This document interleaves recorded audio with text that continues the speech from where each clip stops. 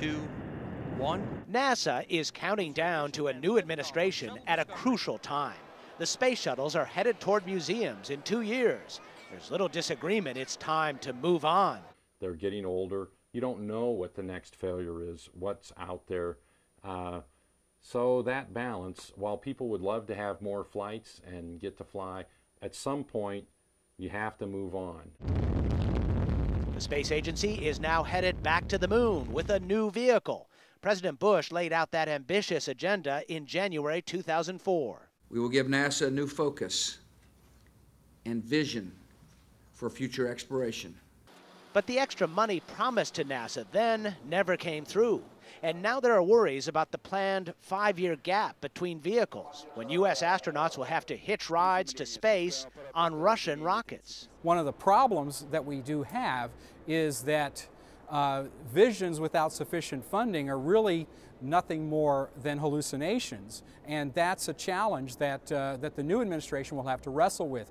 Obama has wrestled with himself on space. A year ago, he suggested the gap be made wider, that the savings from delaying the moon missions be spent on education.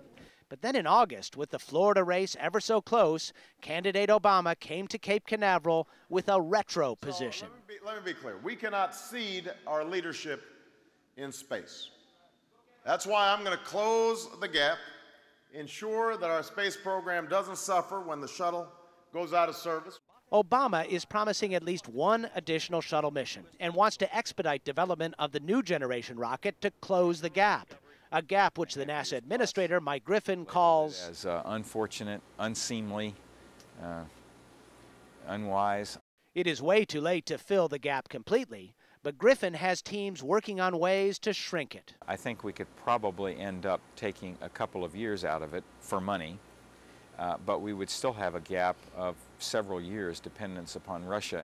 The space shuttle budget is about $4 billion a year. Industry insiders say for $2 billion, they could speed up the pace of developing that new rocket by a year.